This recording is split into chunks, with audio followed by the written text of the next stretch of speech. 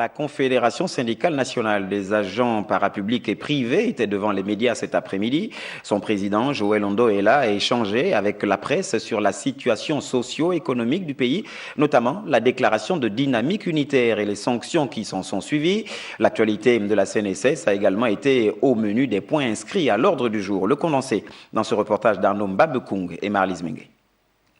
Premier point à évoquer, la déclaration de dynamique unitaire.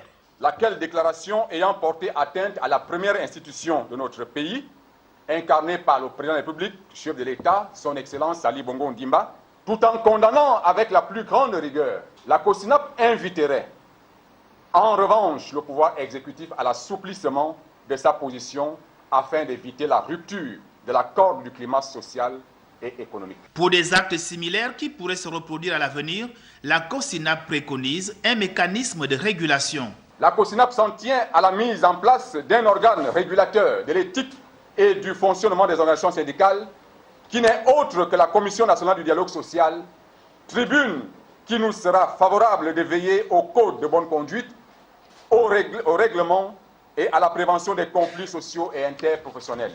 La situation de la CNSS n'a pas été oubliée parmi les sujets évoqués. Tout en saluant la décision palliative et d'apaisement prise par Madame le directeur général de la CNSS et qui, naturellement, l'a fait sous l'effet de la tension, il n'en demeure pas moins de dire que la CNSS a bien besoin d'un remède qui guérirait le mal et non des calmants. D'où notre invite à l'examen du nouveau code de protection sociale entre la CNSS, le patronat et les partenaires sociaux.